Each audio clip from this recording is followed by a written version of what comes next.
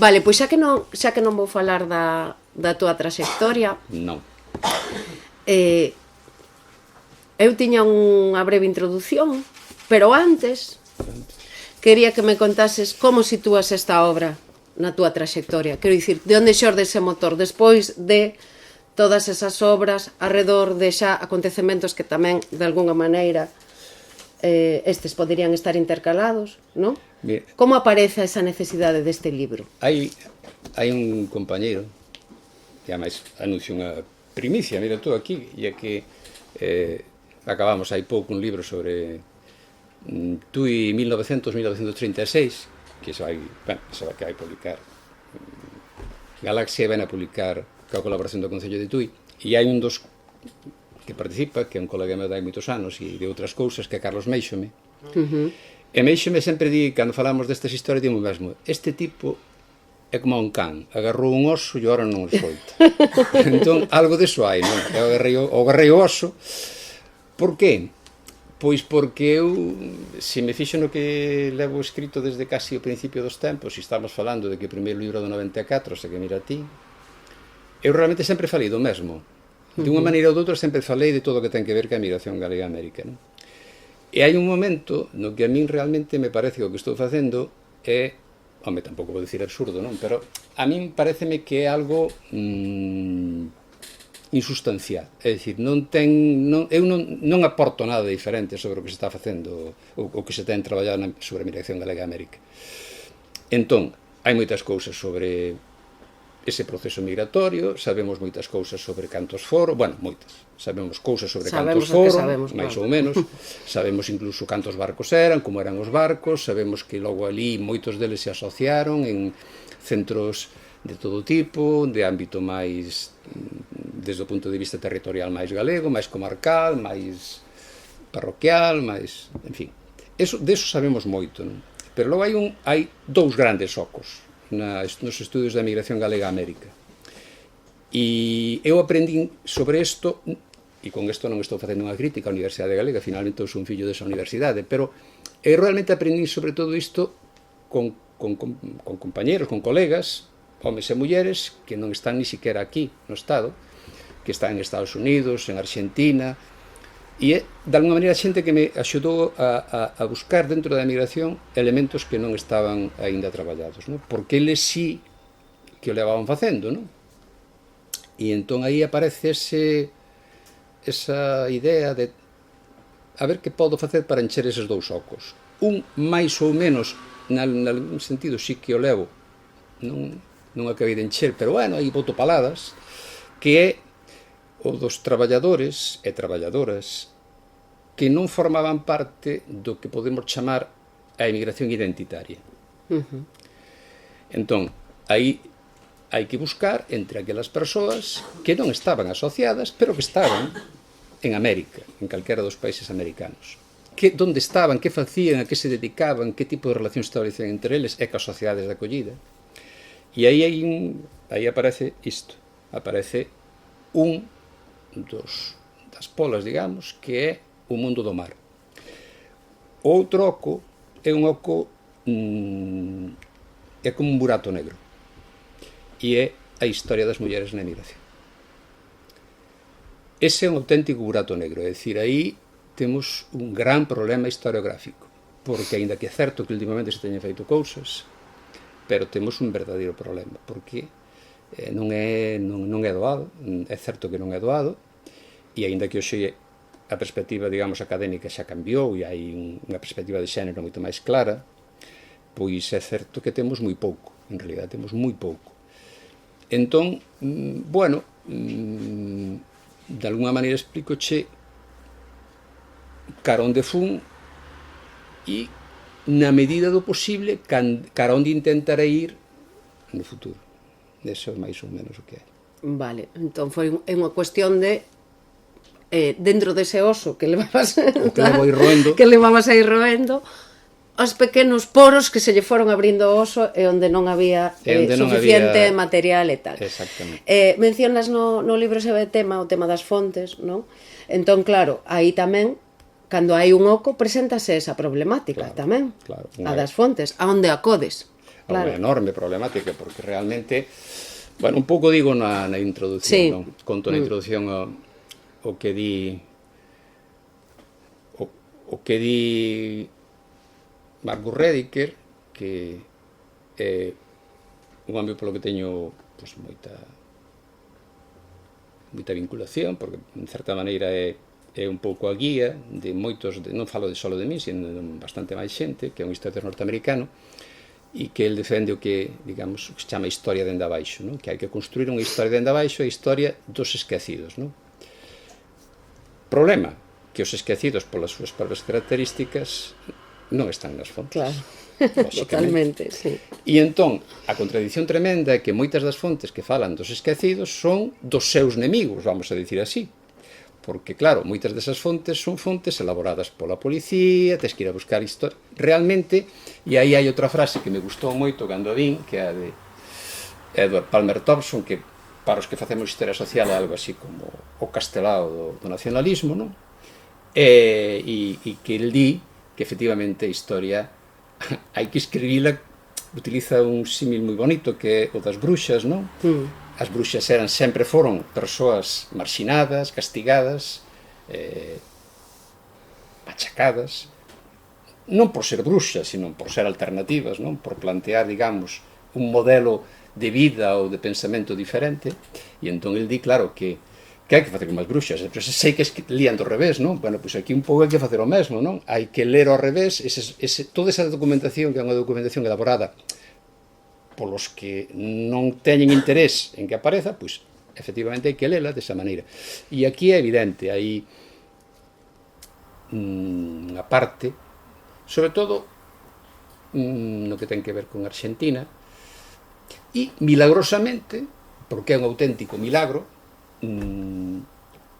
conservamos dous xornais, ou consérvanse dous xornais publicados en Estados Unidos, que sí que son específicos e que, por misterios de la vida, pois permiten acceder a unha información casi directa, pois que para nós é fundamental, non? Non sei se iso é o que... Sí, de feito, é que estaba pensando agora mentres falabas que últimamente teño lido algún ensaio, algunha tese incluso, que está baseada en testemunhos de vida, non? Que a partir dese testemunho créase, digamos, a teoría e non ao revés, non? Sí. Ao mellor, pois, algúns eran pois, de antropoloxía social ou de psicoloxía incluso, ou traballo social, pero claro, os testemunhos de vida do século pasado, de inicios do século pasado e ainda do anterior, non é posible rescatalos, ou polo menos creemos que non é posible, non? Quer dicir, facer iso sería xa case unha arqueoloxía de ir buscando cartas ou cuestións moi persoais que creo que non sería fácil acceder. Eu poño un exemplo, non? Da dificultade que ten todo isto, e agora cando vexamos de quen falamos, eu sobre isto empecé a traballar porque o Consello da Cultura me deu unha bolsa no seu momento, aí xa moitos anos, ainda era Carlos Casares, presidente do Consello, de onde falamos, e deu unha bolsa para investigar sobre a prensa dos galegos, dos traballadores marítimos galegos en Estados Unidos. Convencino, dixenlle, mira, hai isto, estaría moi ben. Alégrame moito porque iso está nas mans do Consello e está digitalizado, está na rede, entón realmente é un material ao que se pode acceder sin necesidade de ter que facer maravillas.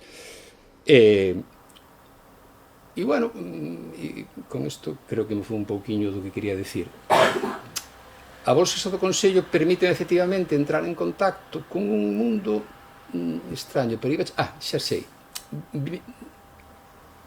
Como consecuencia de todo iso e en anos sucesivos, buscando outras cousas diferentes, pois estivemos porque sempre Sara, a miña muller, e eu son un traballo a medias, entón estivemos en México.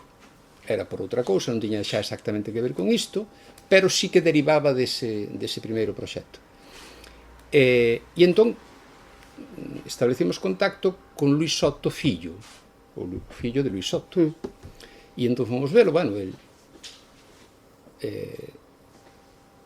xa non tiña o pai tiña unha empresa química de distribución de produtos químicos, Anglo non sei que chamábase, e entonces el, claro, xa non tiña relación con ese mundo, ainda que, bueno, sí, algunha relación cos exiliados republicanos, pero, bueno, estaba moi distanciado de todo ese mundo.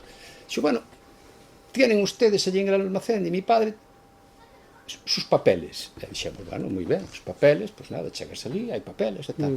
O que había ali eran bidóns destes de plástico, desta altura, todo cheo de papeles, ali todo aquilo estaba así.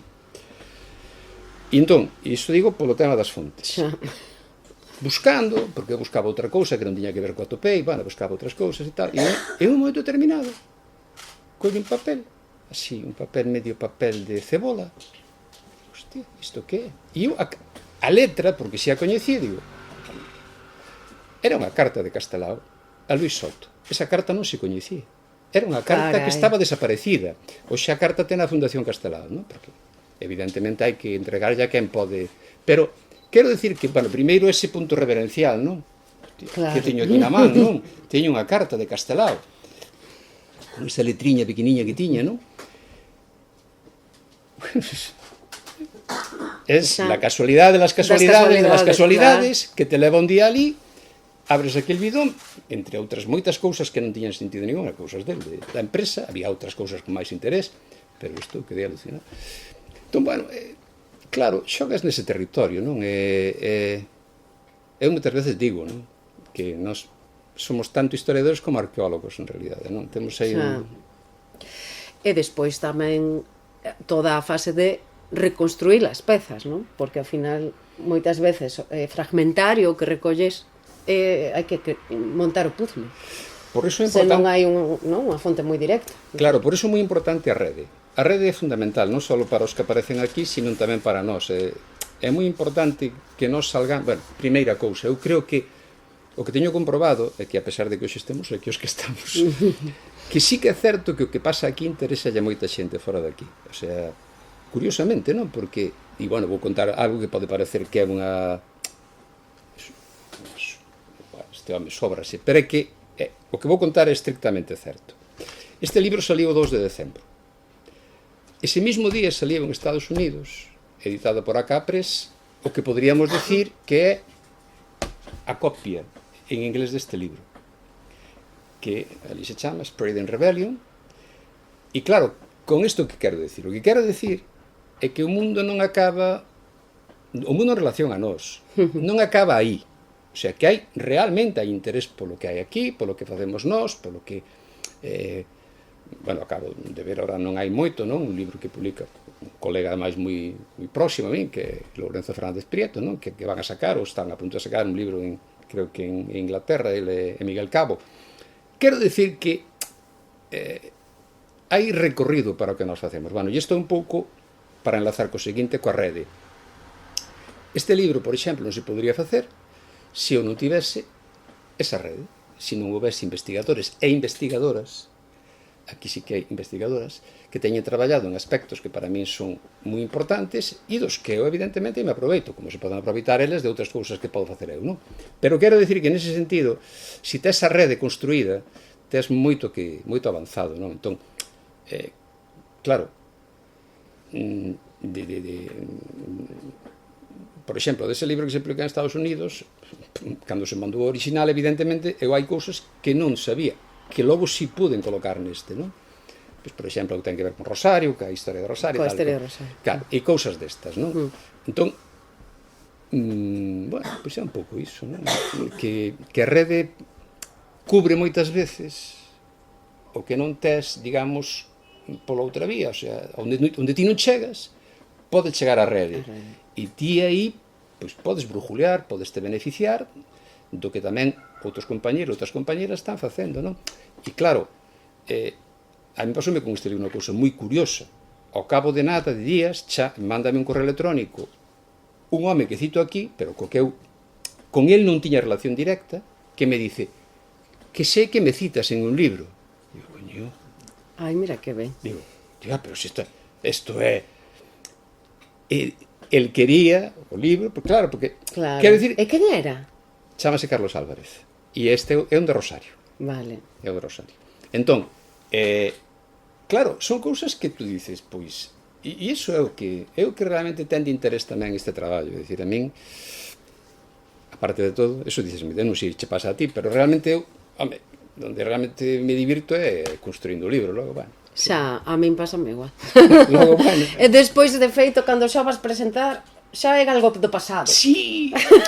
É como, xa estaba, ahora sí, xa non ten tanto interese. Para min non di moito. Bueno, Claro. sí, home, eu supoño que para o evento dirá moito, claro, quererá vender moitos, pero hai un momento que tú dices, pasemos a la siguiente etapa. Xa, total, sí, Deixémonos sí, de rollos con isto, xa morreu. Sí. Vamos para adiante, que é o que hai que facer. É curioso, non? Porque defender iso cando xa tes a sensación Sí. de que xa non é o momento é complicado, pero agora imos defendelo. Bueno, a muerte, A muerte.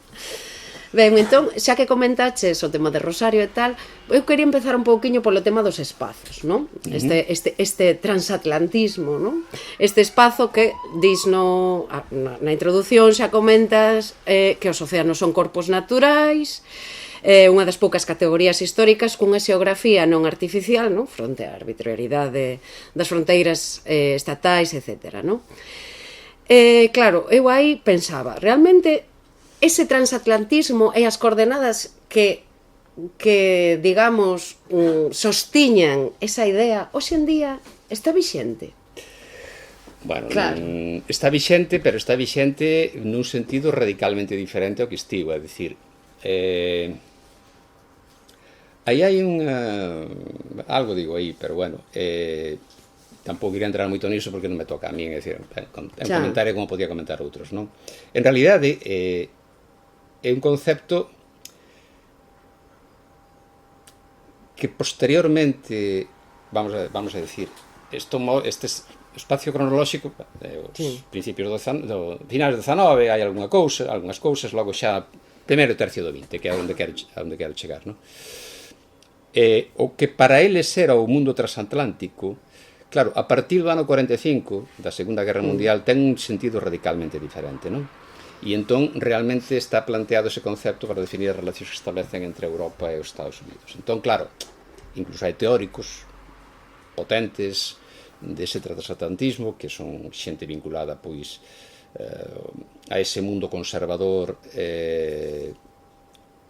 basicamente norteamericano que desenvolven todo ese tipo de no sentido que tiña para as persoas que están aquí retratadas, eu creo que desaparece un pouco todo ese concepto, non? Eu creo que queda a mitoloxía do transatlantismo. A min é un concepto que me resulta útil, porque me sirve para explicar, digamos, as relacións que se establecen. E aquí non podo entrar en detalle sobre o que pasa aquí en relación a lá, porque entón vaiseme de control o asunto, pero iso tamén está presente. De algún xeito a figura de Enrique Taboada é un pouco un elo entre unha cousa e a outra, non? Pero é certo que existe ese transatlantismo, é dicir, hai un vínculo moi directo entre o que sucede en América e o que se recibe e como se recibe aquí en Galicia, non? Falando un pouco de que a xente marchaba e non volvía, pois non, é dicir, a idea é que a xente sigue mantendo moito vínculo e na medida do posible sigue establecendo relación co que hai aquí.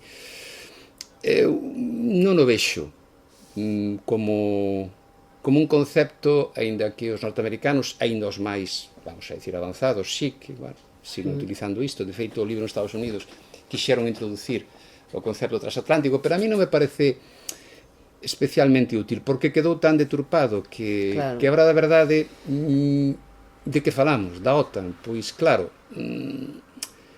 que por certo é un concepto que incluso desde esa perspectiva agora mesmo xa está en crise, non? Pero eu creo que hai outros conceptos que me parecen máis útiles, non? E é, por exemplo, de transnacionalismo, non? Sí. A min ese sí me parece un concepto máis útil, é dicir, o que é non tanto vínculo, porque ao final estamos falando dun concepto, vamos a decir, falso. O concepto do Atlántico é un concepto totalmente arbitrario, é dicir, que non ten unha base lóxica, non? E logo despois estamos falando pois de relacións, sí, a min o transnacionalismo parece máis interesante porque dá a entender a idea de superar marcos, ir máis alá. pero bueno, isto é unha opinión miña, Sí, sí, non, eu simplemente comentaba non un pouco porque como no inicio do libro falase dese círculo atlántico, non, de todo ese concepto e tal, eu pensaba, vale, hoxe en día pensamos isto así, pensamos esta realidade así, porque eu, digamos que fixen unha lectura un pouco comparativa coa contemporaneidade. De feito, claro, pensaba, incluso relacionaba eu esa masa, non, de auga coa masa digital, porque como hai pouco xusto volvín ler un libro de Remedios Zafra, El entusiasmo, onde fala moito desas relacións no ciberespazo e como toda a nosa forza de traballo está aí, non? Nese cognitariado que está aí en riba das teclas todo o tempo, non? Pois facía un pouco, é posible construir, non, unha resistencia transnacional a que ti comentas neste libro, nun espazo que non ten un corpo natural, como é este espazo digital. Quero dicir, hoxe en día ten vixencia todo isto, toda esta cuestión. É unha reflexión moi avanzada e moi complexa, porque realmente algo pode haber, porque eu creo que o negativismo como xénese está demostrado que non leva moito, non? De nada, é a xénese sempre do caos, pero sí que é complexo. Agora ben, o eterno debate, claro, é curioso, moitos destes individuos que están aquí manexan o concepto de rede, non? Sí. E vivimos agora mesmo instalados pero tamén ao mesmo tempo masacrados pola rede, é dicir, a rede é todo xa. Nós sin a rede non poderíamos facer absolutamente nada, pero incluso é algo, vamos, físicamente, é dicir, un hospital non podría funcionar sin a rede. Sin a rede, sí. Entón, temos un problema moi complexo a hora de abordar ese transnacionalismo ou eses vínculos entre individuos que forman parte de realidades diferentes e se é posible construir un relato común, vamos a decir, de resistencia neste momento, non? E eu creo que sí, que é posible construir un relato común de resistencia. O que pasa é que iso pasa por subvertir as actuais redes. E iso, bueno, eu non sei se é imposible.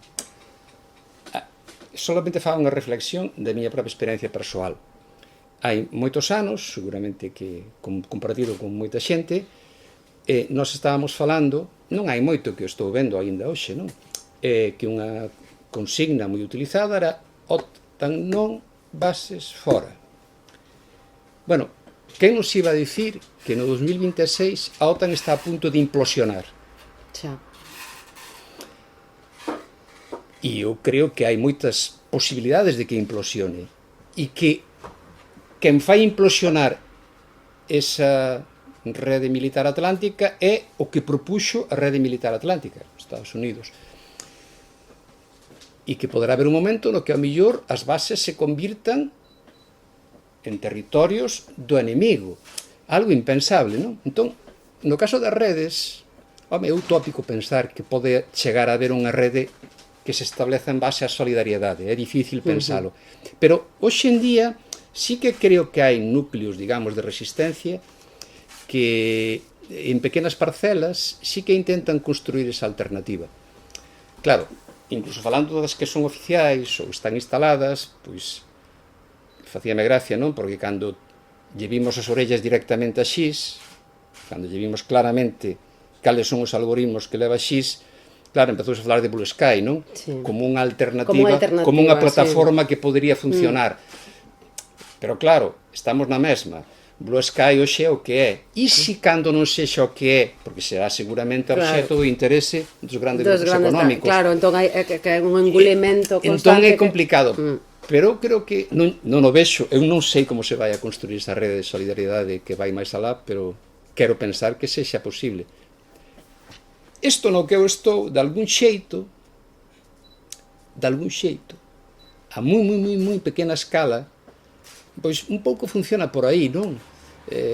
Nós todos e todas somos historiadores e historiadoras que traballamos, a ver, enténdase, hai xente que quere que seamos non sei que, francotiradores, non, eu non sou nada francotirador, eu traballo no ámbito, o sea, con perspectiva académica, pero que creo que se pode efectivamente plantear outra historia. Pero bueno, isto é Eu aí non dou máis de min xa para poder avanzar. Eu tampouco, Era só por reflexionalo, porque, bueno, porque... Cheguei ao límite xa.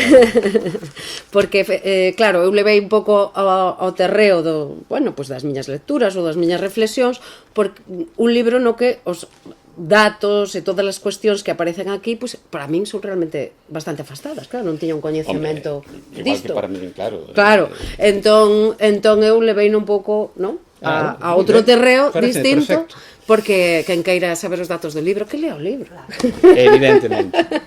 As masas que nos escoitan, que lean o libro. Claro, que lean o libro todas. De feito, pareceríame, e agora en serio, un libro pois moi interesante, como manual de consulta, case, sabes, do ensino secundario, que moitos non se enterarían de moita cousa polo baixo nivel que temos actualmente, pero sí que é certo que aparecen aí cuestións pois que serían pois de moitísimo interese e que non atopamos, obviamente, nun manual máis... Non parece que vai ser, pero bueno, non vai ser, porque todos estes datos non interesan que estean aí, pero a min interesaría. Vai en outro camiño, pero bueno. Ben, outra lectura coa que puxen un pouco en comparación estas crónicas foi este libro de Miguel Carballeira, Galicia, un pobo sentimental, non? Porque, claro, se entendemos ese sentimentalismo, non? Como unha construción colonial para despolitizarnos, non? E a vez, non? Zafra tamén fala, non? Remedios Zafra tamén fala da subxectividade productiva como unha forma de control capitalista, é dicir, esa cuestión da paixón polo que facemos, non? Sobre todo as persoas que nos dedicamos máis a un traballo máis cultural ou máis intelectual ou chamadelle o creativo, non? Supónse que facemos con unha paixón enorme, moi máis, tal, non? Entón, en ambos casos está aí como o sentimento, non? Sí. O sentimento, ou seja, a nostalgia da ter, ou a paixón polo traballo, non? E úsase como anestesia para que non vexamos, non? O que nos ata. Entón, os teus protagonistas teñan esa solidaridade como un escudo case, non? Pois contra a fame, contra a situación que estaban vivindo e tal. E hoxe o sistema usa o noso propio desexo, non? Para domesticarnos. Entón, poderíamos dicir que a morriña, esa cuestión da morriña, que tamén me gustaría falar, aínda que non aparece no libro e por iso quero falar dela, era o entusiasmo de antes. Podémoslo entender como o entusiasmo de antes. E utilizou o poder, o sentimento da morriña para que o inmigrante aceptase a súa sorte, igual que o entusiasmo para que o precario acepte a falta de salario. Según este libro, e según o que escribe o autor deste libro, non. O autor deste libro defende, xustamente porque procura a vida das persoas máis alá do vínculo, dese vínculo identitario, procura ver cal sería, digamos, o outro vínculo que une a esas persoas a outra identidade que queren adoptar e que queren construir. Posiblemente é unha identidade que non chegou a concretarse, bueno, por razóns que intentarei explicar brevemente.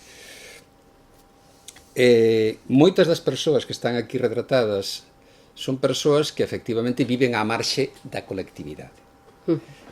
Normalmente viven á marxe da colectividade non porque queiran, sino porque é o seu destino vital, porque realmente desenvolven unha actividade que é unha actividade, vamos a dicilo, non marxinal, pero que está nos últimos escalafóns da orde laboral.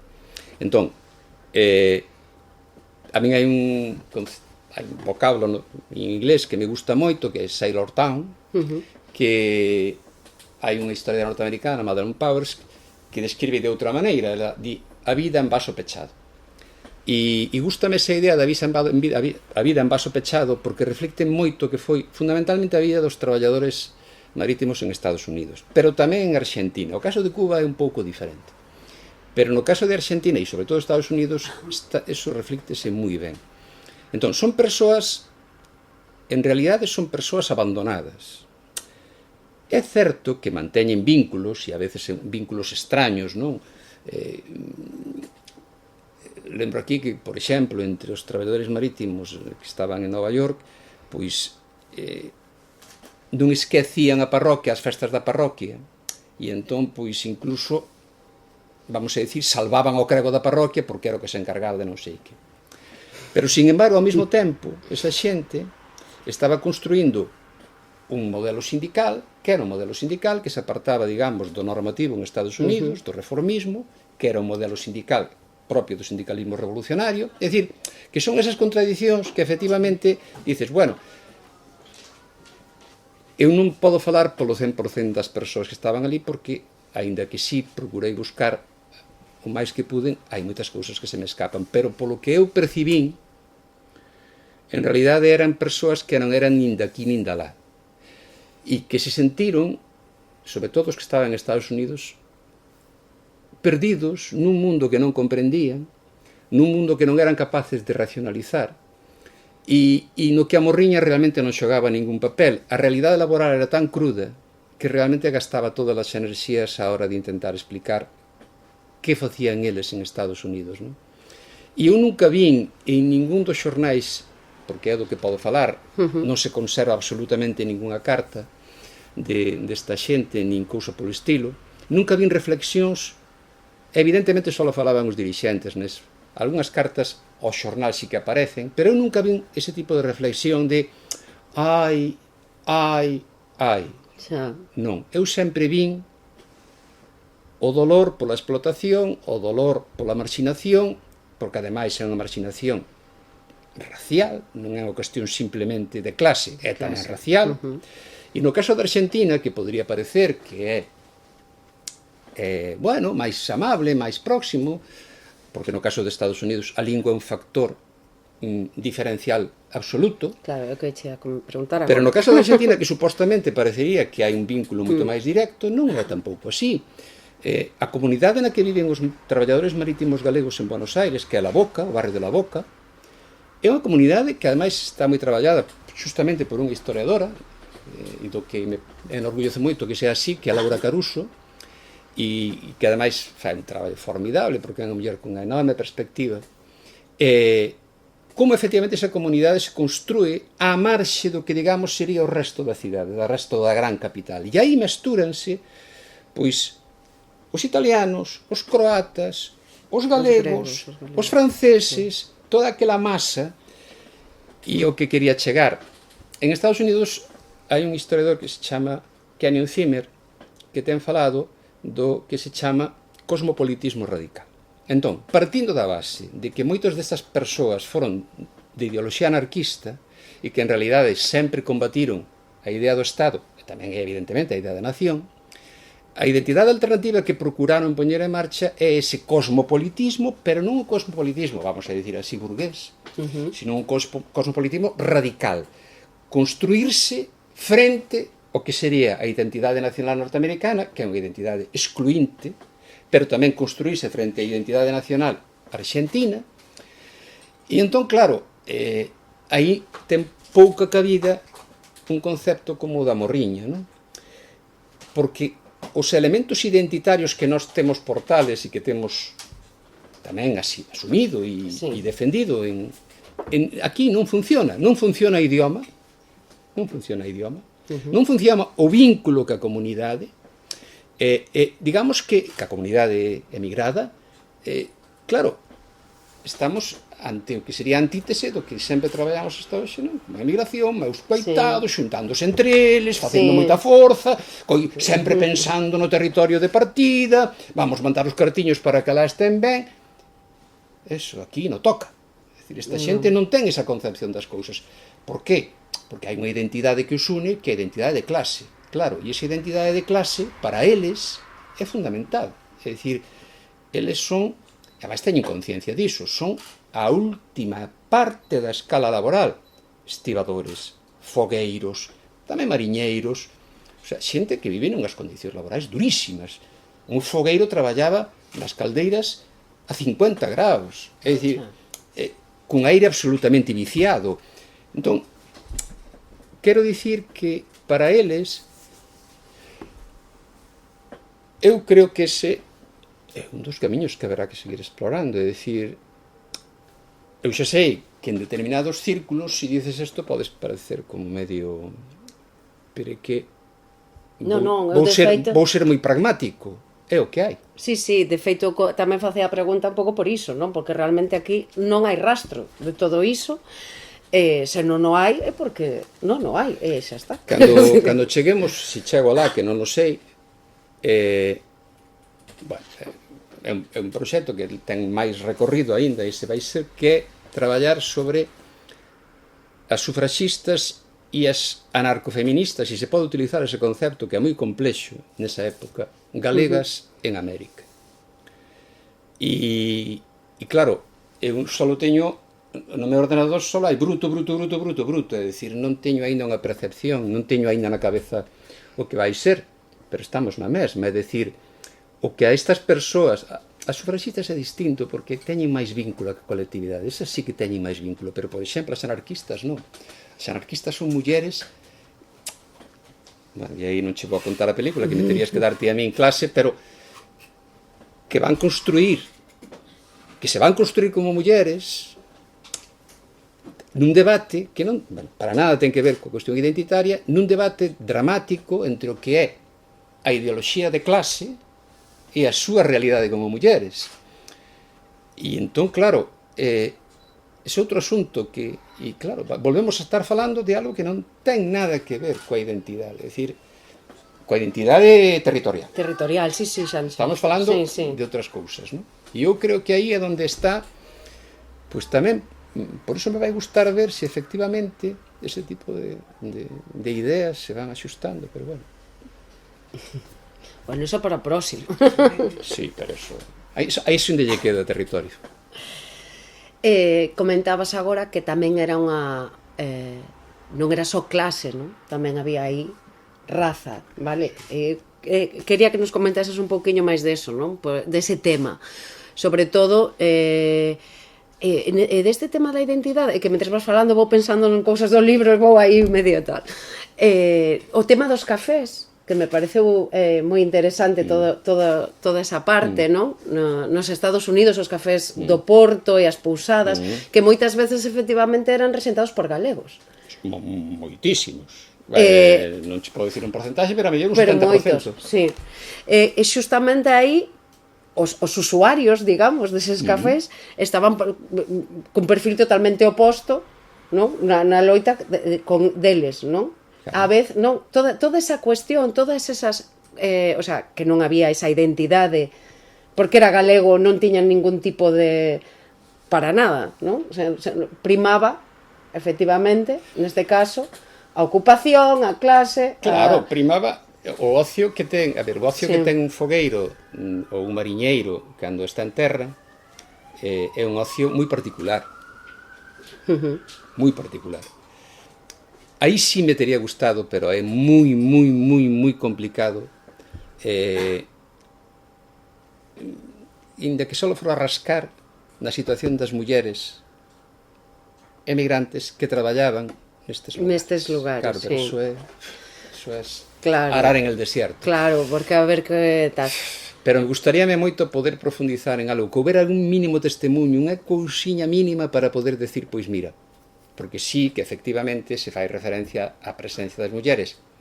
Vamos a ver, os anarquistas, por exemplo, son moi moralistas. Sí, é que diso que comentas, dese tema da esa masculinidade que se estaba creando ali. Claro, son moi moralistas.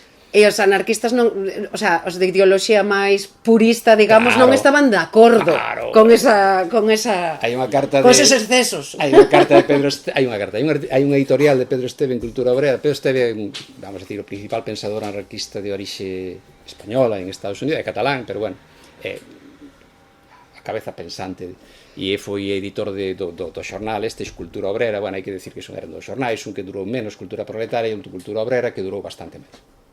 Durou desde o ano 12, hasta o ano 27. Entón, el facía admonición desde as páxinas. Deixade de ir aos bares, deixade de embrutecervos, deixades de isto, do outro, e de haber museo, aprender inglés. Sí, a instrucción, deixadevos destas historias, pero claro, eso era... Bien, está bien, como prédica está moi ben, eran como oscuras, pero bueno, un señor que ven de estar navegando, pues, vai contar tú que... Claro, Pero claro, que os cafés, cando se fala, por exemplo, dos centros galegos, claro, para esta xente, os seus centros galegos eran os cafés. Eran os cafés, claro, claro. ali onde estaban eles. Claro, podías decir, bueno, pero que eles falaban en galego entre eles. Claro, obviamente falaban en galego, en que iban falar. É dicir, é que non había outra lingua, solamente un tipo determinado de xente era capaz de aprender a inglés e tiña xa capacidade para relacionarse, que foron os que, digamos, medraron un pouco nos sindicatos, pero a maior parte da xente non sabe falar inglés. Entón, o café era fundamental, era o seu ámbito de relación humana e ao mesmo tempo é un ámbito dramático, pero outra vez máis, non só nos barcos, un ámbito de explotación. Porque os donos, que a vez funcionaban tamén como axentes de embarque, porque facían esa doble función, o que pretendían era obter beneficios das compañías navieiras embarcando os seus, pero ao mesmo tempo explotando a estes pobres, porque moitos deles, efectivamente, pois, o que recibían de paga gastaban nos primeiros 2 días e logo despois vivían hipotecados con estes e estes. Con estes, claro. Entón era un drama, é dicir, a vida desta xente foi un drama en moitas circunstancias, non? E desde logo moi pouco dada a ninguna romantización, non? Pero sí, o café é un elemento moi importante. Tamén en Buenos Aires. O que pasa en Buenos Aires, digamos que a perspectiva é un pouco menos pechada, esa vida en paso pechada é menos pechada, non? Digamos que o barrio en sí, que claro, hai que entender que, por exemplo, os traballadores galegos, marítimos galegos en Estados Unidos, que basicamente a gran maioría vivían na área de Nova York, tamén despois tamén hai xente en California, Los Ángeles, San Francisco, tamén hai xente no sur de Nova Orleans, en Boston, pero o núcleo máis importante estaba na área de Nova York, porque era o porto máis importante, e claro, hai solamente 2 espacios que son o Manhattan Sur, o South End, e Brooklyn. Claro, que son, digamos, os 2 grandes. Entón, claro, para eles o resto, o sea, Nova York non era absolutamente nada, é dicir, Nova York non existía, é dicir, a súa vida facíase absolutamente neste entorno. E no caso de La Boca, como que o espacio era máis amplio, non? É dicir, porque xa era un barrio moito máis grande, un espacio máis aberto, e entón tiñan outra sensación, non? Pero a vida desta xente nos Estados Unidos foi realmente un drama. Non ten que ver con isto, pero, bueno, o protagonista do anterior libro, que era Fran López, que é un señor anarquista que vive en Estados Unidos e que chegou a participar no Comité de Defensa de Sacco Vanzetti, el fai unha xira polo interior, porque estes despois traballaban no interior, o sea, que isto é outra historia. Moita desta xente que vivía en Estados Unidos, nas épocas en que non había embarque, que acontecía con moita frecuencia, traballaban no que lle chamaban en Estados Unidos no campo. Traballar no campo non era traballar no campo, era traballar nas fábricas. Entón, hai unha fotografía moi conocida que sale en Vida Gallega, obreros gallegos en non sei onde, e están nunha fábrica de cemento, están nas portas dunha fábrica de cemento, que era Portland Edison, por certo, e aí, na porta desa fábrica, están posando, debe oír o de Vida Gallega a facerlle esa foto, e esa xente, cando había embarque, marchaba ao mar. E cando non había embarque, buscaban traballo en terra. Entón, era unha vida destas características, pero, bueno, Buenos Aires era un pouco diferente. E o que é bastante diferente, pero que aí a presencia dos traballadores galegos marítimos galegos é moito menos importante a Habana. Bueno, e Cuba en xeral, non? Incluso modelos sindicais, bueno, o sea, é outra historia que non tengo.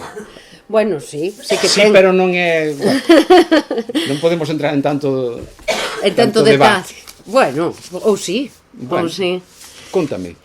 Non, agora quedei aí agora un pouco pensando que quizáis estaría ben comentarlles a este público o amable público que temos un pouco os espazos polos que circula o libro, non? É dicir, é certo que pasa de Argentina a Cuba e Estados Unidos, non? Pero ocupa moitísima máis extensión escrita todo o tema de Argentina. Claro. Porque, claro, supoño que tivo moitísimo máis peso a nivel de que había máis... É que o de Argentina... sabes que pasa? O de Argentina, e pensaba hoxe, ademais, o de Argentina necesita contexto. Sí, reflexión. falaba do tema dos tres espazos, Dos onde tres Argentina cobra como, digamos... Claro, es o contexto. Claro, porque se necesita un contexto. Claro, por qué? Pois porque efectivamente Estados Unidos xa de por sí, ao ser capaces, ao ser quen de construir un sindicato, bueno, con todas as salvedades, étnico, vamos a decirlo así, porque tampouco é tan así, pero bueno, étnico porque o 80% prácticamente dos traballadores marítimos de procedencia da península son galegos, entón na práctica é un sindicato étnico. De por sí, digamos, ti podes construir un relato que teña relación xa ca súa actividade. No caso da Argentina, non temos, por exemplo, ese tipo de información, porque en realidade, se tú ves Cultura Proletaria e Cultura Obrera, que son estes dous xornais, Sí. Joder, que tú empezas a mirar todo o que son os traballadores que colaboran e que a imensa maioría son apelidos galegos, é dicir, non che fai falta ir moito máis alá, tú xa estás vendo ali os traballadores marítimos galegos en Estados Unidos. No caso da Argentina, iso non é tan fácil, porque non existiu esa prensa, digamos, propia, chamémoslle así, sino que está xa incluído dentro de un ámbito máis amplio. Entón, claro, a quen localizas con menos dificultade? Os dirixentes. Os dirixentes, sí, claro. Entón, podes falar de Gabriel Abad, podes falar de Constante Carballo, Sí. podes falar de Picallo, efectivamente, podes falar dunha serie de xente, pero non tes esa información máis precisa do que é a vida destas comunidades. Tela que buscar por outro lado, e a buscala por outro lado, inevitablemente, claro, tes que botar man do que se fala, do que falan os historiadores argentinos, en este caso, e historias argentinas, sobre o que é o conxunto. E aí é moi difícil extraer o que, digamos, sería propio deses traballadores galegos, non? Por iso, claro, o contexto desa primeira parte é moito máis extenso que, por exemplo, pode ser que o de Cuba, por certo, pero, bueno, Cuba xa poñemos a marxe por outras razóns, e que o dos Estados Unidos. E, claro, se houbera que facer o contexto de Estados Unidos da mesma maneira, pois sería un libro de 500 páxinas, e xa con este me parece que non vai. Así que imagínate con 500 páxinas, pero ten que ver con iso, non? Que para ubicar os dirixentes resúltame moito máis complicado facelo sin establecer o contexto que establecendo o contexto, non? Entón, claro, ubicas a Constante Carballo como dirixente dunha folga. Bien, claro, que folga. Entón, claro, é unha folga que ten que ver coa realidade de que Argentina é un país exportador, claro. Entón, claro, estamos na mesma. Entonces, claro, a deriva, en ese sentido, é moito máis intensa, non? Non sei, ao final, como queda, pero é certo que hai Sí, a mí sorprendeume esa diferenza de tal, pero claro, ao final pues tamén entendíase así, non? Como vai levando. E logo que Argentina ten dúas fases. Unha que, digamos, que é a propia dos anarquistas, das sociedades de resistencia, e unha segunda fase, e aí agora aparece o capítulo de Rosario, que antes non aparecía, porque iso é algo que se foi construindo a partir da información que aparece nos traballos deste home, deste Carlos Álvarez, non? Entón, claro, súmalle Rosario por unha parte, e logo, claro, está outro sindicalismo, que é o sindicalismo revolucionario, e onde está Picallo, que non ten nada que ver co esa primeira fase. Co anterior. A figuras que me interesaron, bueno, moitas, non? Pero interésame a figura do delator, non? Es o tránsfuga, non? Esas persoas... Eso é precioso. Aparte de que é precioso, parecíame moi curioso como despois de delatar, despois de xa ser vilipendiado e todo iso, despois seguía dedicándose hasta su muerte. Ata a morte. A loita obrera e a estar dirixindo pois aos sindicatos ou algún tipo de organización. El volveu a Coruña e hasta que morreu seguiu sendo un dirixente notable da cidade. Iso pareceme impresionante, non? Eu pensaba, se fose hoxe en día, sufriría a cultura esta da cancelación, empezaría, ou non o sabemos, non? Non o sei, pero igual empezaría todo o mundo aí a, no, este non. Este home, este historiador argentino que che dicía, Carlos Álvarez, é moi xeneroso no tratamento que fai del. Fíxome Sí. gracia, non? Sí, fíxome Sí, gracia é que porque a min iso pareceu- porque me pareceu así un pouco tierno incluso, é dicir, a ver, falamos dun individuo que é un dirixente anarquista en Rosario e que literalmente convirte en delator, Sí, o sea, sí. en infiltrado da policía. Colaborando coa policía, O sea, sí, claro, directamente. denunciando aos seus Sí. compañeiros, o sea, Sí. vamos, acusado de todo o que había. Entón, non estamos falando de un caso menor, e no mundo ese é un caso moi maior, que diría Rajoy, pero que aquí é curioso, non? Como efectivamente este home o salva, non? Porque claro, e entón ele busca a xustificación. Bueno, digo historiador, Xa. eu nin o justifico nin o de justificar, simplemente o que recoñezo, bueno, por unha parte a min reconcíliame un pouco con este mundo, porque claro, normalmente hai unha certa historiografía, a xeografía, todos eran loitadores, colaboradores, xente feita dun bloque, non? O sea, non había maneira. Eu cando xa escoito eso de que... eu xa cando escoito eso de que esta persoa foi igual ao principio da súa vida que ao final, digo, no vamos bien. Iso é raro, sí. No vamos bien, no vamos bien. Podes ter, efectivamente, unha liña ideolóxica, pero ti non podes, digo eu falo por min. Falo por min. A min resultaréme difícil, moi difícil, verme hoxe como cando tiña 17 anos. Pero bueno, en todo caso. E digamos que hai liñas maestras que, bueno, non creo que cambiaran, pero...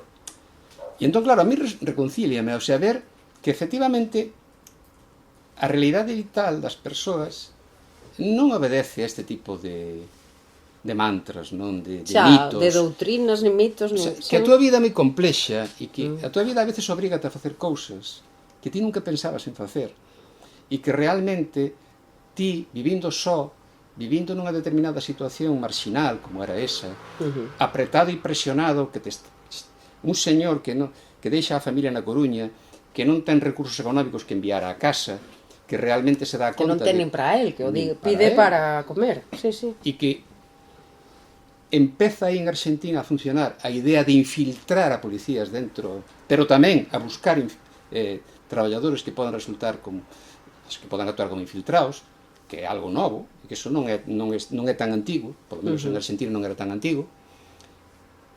E bueno, que el cae aí, e arrepíntese logo, pero el cae aí e funciona como, bueno, que se chamaría un traidor, non? Entón, a min resultoume moi interesante eu cando vi isto. Sí, a min tamén. Pareceme... A deriva que colleu de digo, despois... isto, que pasa que tuve que meter un pouco con calzador, porque claro, non toca exactamente o mundo marítimo, aínda que Taboada foi un traballador marítimo. Sí. O outro, Manuel Rodríguez, é outra historia, ese outro personaje fascinante, vai, ese é un tipo que habería que facer unha... Ese sí que daría para unha novela. Porque, sabes, ese é o típico... en ese mundo de persoas con moi escasa formación cultural, pero que foron capaces de sobrepoñerse a iso e de adquirir esa formación pola súa conta, este foi un caso nese sentido, non? Era un home que tiña unha capacidade de convicción enorme. E, bueno, estamos falando dun home que estuvo en Argentina, falo de Manuel Rodríguez, non de Enrique Taboada, que expulsaron da Argentina, deportaron, despois ao aplicar a lei de residencia de 1904, que despois estuvo en Cuba e saiu por pernas, porque tuvo moitos problemas, pero que estuvo despois no Canal de Panamá. E no Canal de Panamá, el pon en marcha un xornal que se chamaba El Único, porque este é individualista, e é o líder, o factotum de todo este tipo de persoas que andaban por ali. E ao final, Daniel Rodríguez, que por certo do Carballiño, era do Carballiño, acaba tamén traicionando os seus. O sea, el que se escandalizou de cando outro na clase obrera e tal, e ele acaba despois marchando cos cartos que tiñan para montar unha imprenta, desaparece, nunca máis se soubo del, non? Porque necesitaba cubrir unhas necesidades familiares. Claro. Iso fixo el tan riquiño, claro, veuse o mundo en riba, vin os cartos e dixen, vou tomando os cartos e voume. Entón, claro, iso é realmente, iso é unha novela, iso non é historia, iso é unha novela que eu non podo facer, evidentemente, non me sinto en condicións de facer tal cousa, pero sí, son personaxes dunha novela, o sea, que ao final, de certa maneira, reconciliate ca especie, non? Porque, claro, quitas o dogma, aparte do dogma, e aí entramos no que é cada quen, e cada quen é cada quen. E hai moitas, claro, fisuras, contradiccións, Claro. obviamente. E entón a min iso que realmente... Entón, bueno, vino tan así que dixen vai, inda que, Sí. inda que teña que poñelo así daquela maneira, pero vai. No, está moi ben traído, eu non notei, está super ben traído, e a min interesoume moito precisamente porque esas cuestións son as que lle quitan a este tipo de... Moitas veces, non digo que sexa o caso, de feito é o contrario, e por iso tamén me interesou, tal. Moitas veces este tipo de ensaios caen en un relato hiperheroico masculino. Sempre. Vale? Bueno, moitas veces. Moitas veces, vamos lo deixar en moitas Moitas veces, veces. vale? Porque seguro que hai excepcións como en todo na vida. Ai, pero bueno. Claro, entón, este propio feito, non? De situar que os donos dos cafés que pactaban coas naveiras e que querían beneficiarse eran galegos. De colocar os delatores, non? Os mesmos que tal, pois a min pareceume moi interesante porque aí xa non hai lugar a esa hiperheroicidade. E toda a heroicidade que podemos ver temolas que sacar en conclusión directamente das cousas que lle pasaron na vida. Quero dicir, do que vemos e dicimos, ostras, pois isto é heroico, podo dicir, isto é heroico, pero non está nas páxinas. Non está aí. E máis, Está... o personaxe máis... non sei como definilo, porque é outro individuo moi particular, non? O personaxe máis antiheroico que hai, Juan Arévalo, que é o dirixente en Habana, non? Que é, curiosamente, é o máis vinculado a Galicia. O sea, bueno, con isto non quero establecer aquí unha correlación, No, O sea, pero... o máis torcido de todos é o que ten máis vínculo con isto. O sea, e o que se sinte máis vinculado a Galicia, o que ten relación coa comunidade, ese sí que ten relación coa comunidade galega na Habana, pero é un individuo absolutamente deleznable, é dicir, é un individuo que é sindicalista, é certo, e ten capacidade para convertir, pero é un auténtico oportunista, é un individuo que colabora directamente ca dictadura de Machado, e que é unha dictadura non precisamente blanda, é un individuo que cumple un papel dentro da súa estructura política, porque son eses sindicalistas que se arriman ao poder para e que ademais morren circunstancias realmente dramáticas, porque acabanlle pegando uns tiros na Habana. Home, como será a cousa que hai informes da CIA sobre a morte deste señor. Quero dicir que estamos falando de cousas moi turbias, non? E entón, claro, aí ti arrimas o asunto á cabeza e dices, concho, o que máis galego era. Sí, é o máis torto de todos. A maneira que tiña de excusarse era moi como de Rajoy, claro, así, sí. Non é por nada, Eu cheguei aquí, polo ben de todos. Era tal... A min dixéronme que, claro, tal, home, pois sí, botaron a man para que isto vaya mellor para os traballadores, claro. Entón é curioso, non? Bueno, é unha historia curiosa, a verdade que é curiosa, pero sí, son personaxes que, bueno, que se houbera a vontade de transformalos en personaxes dunha novela estaría ben, pero dunha novela que non fora exemplar. Xa, non didáctica. Unha novela moi con moita amiga desa. Sí. E digo, para rematar un pouco, que é algo que a mí me... Non? Sí? Os asistentes cansan. Para que é algo que a mí sempre me gusta preguntar, que sae un pouco xa do que é a cuestión máis sesuda e tal, que se estes personaxes fosen uns personaxes de ficción, como realmente de alguna maneira o son, eu considero que todo relato... Teñe moita pinta. Todo relato é ficción, ao final, sabes? Ao final da igual que sexa un relato historiográfico, sexa un relato, non? Acaba tendo as súas doses de ficción, pasou polas túas mans e pasou polos teus ollos, e os teus ollos foron ao lugar que quixeron ir de alguna maneira, non? Entón aí tamén están un pouco ficcionalizados por ti. Cal é o teu preferido? Que historia dirías esta, cando estaba vendo isto, aí, non? Porque digo, ao final hai unha implicación, non? Digamos, entendo eu, cando investigas, hai algo que o mellor tira máis, menos, que é o aspecto que o mellor... Ao mellor non é un personaxe o que máis... ou un nome o que máis tirou de ti. É si un contexto ou unha circunstancia, vale? Non ten por que ser un personaxe, non? Velos como... non sei se pasa a ti cando escribes, pero eu vexos como... É que eu escribo moi pouco, entón xa non me acordo. Pero di, no. Xa. A ver se... Xa vexo. Sí, no, pasa moito, sí. Sí. A ver, velos... En realidade, eu vexo aí, eu son como un director teatral, non? Xa. Entón, poños a andar, Poños non? colocar. Poños a andar, eles fan cousas, móvense, quitan, poñen, a veces valles ben, valles mal, e que aí xogo con vantaxe. Entón, un personaxe que me resulta moi atractivo, e merecería unha biografía, pero non dá, non hai miga para dar, para que dé. Ben, hai dous, pero hai un que me... Hai dous. Un deles é Xan da Graña. Sí. É Xan da Graña.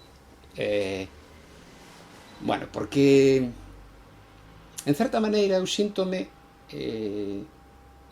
solo en certa maneira reflectido en parte da súa traxectoria, non? E teria que explicar o porqué, pero ben, non paga a pena. Pero sí que en certa maneira, ou polo menos en parte da miña vida, vexome reflectido no que foi a vida de Xan da Graña, non? É un personaxe moi, para min é moi entrañable. E outro, digo, porque hai parte da información que non se di aquí, é Manuel Rey.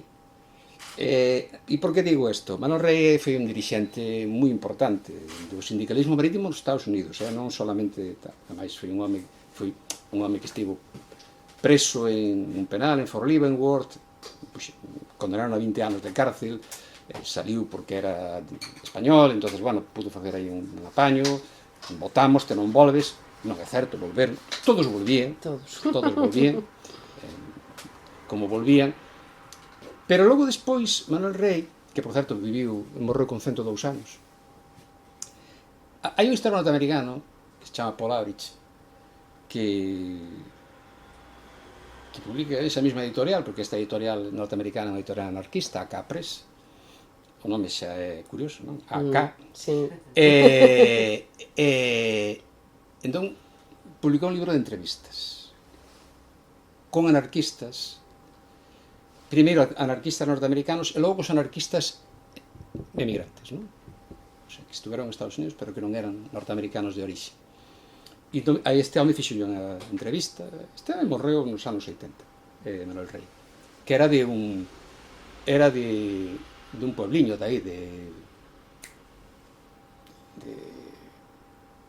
bueno, da zona de Valdeorras, non recordo ahora mismo o nome do lugar, pero un puebliño, o sea, que non vivía na costa, o sea, este foi mariñeiro, e el volve a Estados Unidos clandestinamente, volve no votar, volveu outra vez, e ten unha historia ao redor del, que algo conto aí, parece que mítica, que non é unha historia real, esa historia dunha moza polaca, co que, bueno, a historia é moi bonita, estuvo oculto nun barco e tal, non parece que fora tal cousa así, pero bueno, é igual. A historia é moi bonita, porque ademais trascende ese mundo, entón dache esa sensación, a moza que está esperando por ele, é teatral, é moi teatral.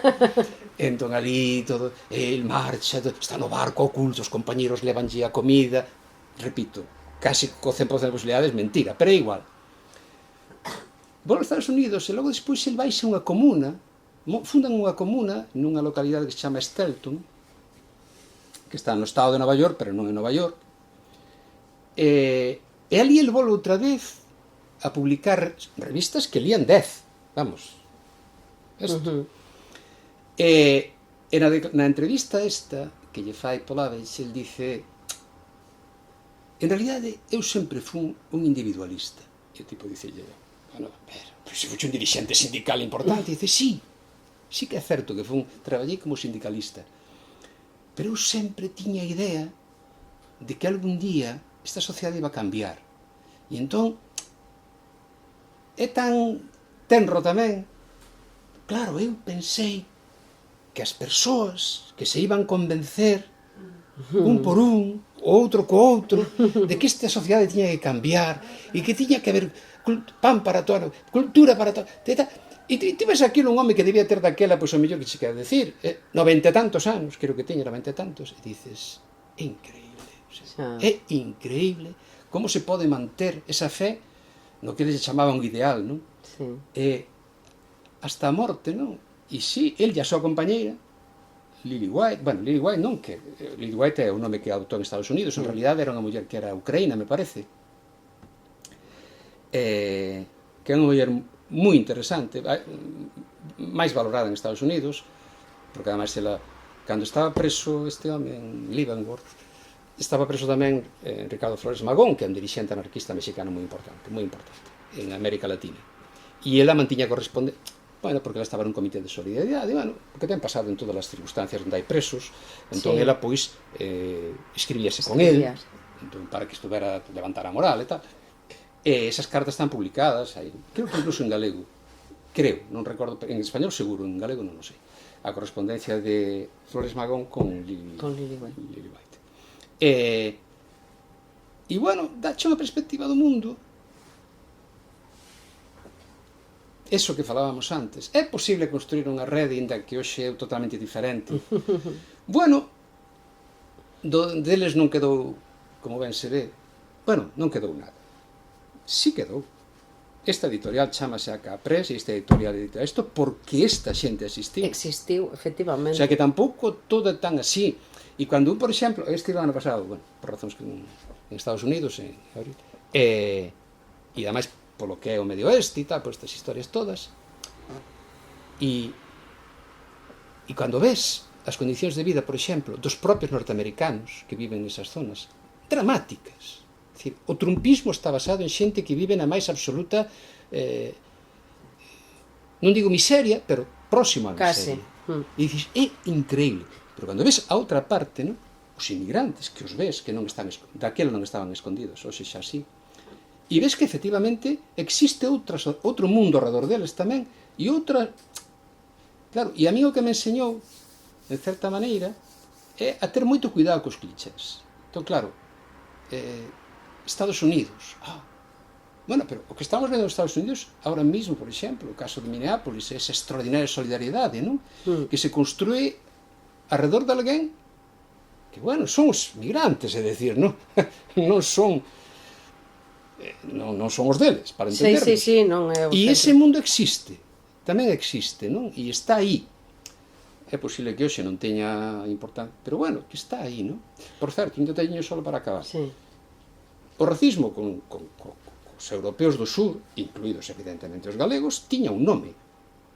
O sea, a nós non nos chamaban Spanish, nin Spanier, nin nada diso. Cando se referían a nós, ou os portugueses, ou os gregos, chamábanos de Go, bueno, de Go, que é unha vulgarización de dog, é dicir, de can. Esa era a maneira que tiñan de referirse, para referirse aos migrantes do sur. Era un xenérico, non? Aí, entonces era Dago, D-A-G-O, Dago. E é un vulgarismo que parece ser que deriva de dog, de go. E esta xente era branca. Branca. E habería os loiros. Sí. Pero, claro, o racismo ten outras connotacións. Ten outras, claro, que non dependen tanto. E esta clase, non? Por iso ver esta xente, unha serie de presuizos a tope. Ver esta xente defendendo os migrantes, enfrentándose aos talesais, pois dache a idea de que, bueno... Claro, que o tema de que algo importante ou non sabemos que magnitude pode chegar a ter. De feito, sorprendíame moito ao ler o libro, canta prensa non específica había, e que me pareceme increíble. Persoas nesa situación vital e todo. Militante un xornal, impresionante. Que facemos? Un xornal impresionante, me parecíame. A rede, pero bueno, hai xornais que non, Cultura Obrera é un periódico de unha dimensión, cuidado, estamos falando dun periódico que mellor tiraba, cando non estaba pechado, a mellor podía tirar 5.000 ou 6.000 exemplares, evidentemente, no que é Estados Unidos, pero, bueno, quero decir que cuidado, non era un xornal destes de 4, e hai de todo, hai xornais máis potentes e menos. Logo, os xornais, claro, en Argentina xa é distinto, la Unión del Marino, bueno, xa era a Federación Obrera Marítima, bueno, eso xa tiña outra dimensión, non? Claro, pero mesmo así, os que non, é dicir, aí estaban. E un personaxe que creo que vamos ir a Sada, que teño tamén ganas de contar, é Picallo. Picallo é un tipo moi peculiar. E a min, ves, aí sí me gustaría saber cousas. Que pena que home morrera sin contar realmente a súa historia. Claro. Porque aí estou convencido de que hai máis que é un mundo no que nós non temos prácticamente información. E no mundo do mar estou absolutamente convencido que xoga un papel crucial, que é a homosexualidade. Claro. Estou absolutamente convencido de que ese factor da identidade sexual que ten que xogar un papel moi importante. Con isto que Picallo se recoñecerá como tal ali, porque non o sei, é dicir, non o vou dicir porque non sei, non digo que sea certo, pero que ese outro apartado, que sí, no que son cuestións das que, bueno, son esas buratos negros. Home, non chego ao escándalo das mulleres. Claro, non? Porque iso é verdadeiramente escandaloso, é un drama, non? É que é un absoluto drama, é unha cousa que realmente merecería sacar o AK. O AK, sí. Bueno, ahora esperamos polo teu. Pero me é moi limitado porque vai ser solamente... Pero bueno, vai ter... Porque aí vamos xogar tamén... É que aí hai aspectos... Ves, aí as argentinas, hai 2 ou 3 historias argentinas que teñen perspectivas moi interesantes, non? Porque traballan, ademais, sobre a cuestión da sexualidade, e introducen ese elemento, ademais, aí, a hora de analizar o que é o seu, que a min, como historiador, me parece, supoño que ao público lle parecerá que é algo así como perder o tempo, pero a min, como historiador, resulta moi atraente, non? Como canalizas esa relación. Bueno, pero iso non hai presa, iso. Vamos esperar. Bueno, esperamos, pero algo de presa hai. Non pode habela. Ademais, aí xa, iso hai que facelo ben, porque ademais, aquí sí que vou combatir que as expertas, e aí, claro, aí pode levar... E tú quen vienes sendo? Claro, tú quen vienes sendo para ponerte con esto? Pero que claro, creo que sí que hai que facelo. E bueno, se che dicen que non tal... Bueno, non pasa nada. Ai, non, nada. Hai que relativizar. Totalmente. Para adiante. Bueno, daquela presentará a audiencia xa daqui. Eu, por min, encantada. Eu o que... Non sei vos, pero eu alucino coas persoas que, ademais de escribir tantos datos, reteñen tantos datos. Me parece impresionante que podes falar das cousas con tantísimos datos, porque, por exemplo, sabes, eu tamén podo enrollarme moito, pero non con datos. Traballo máis con conceptos, con cuestións, pero os datos pareceme algo... Pero pensa que o primeiro libro que publico na nosa terra, que... como se chama? Xa me acordo. Que escriber o libro. Como se chama isto?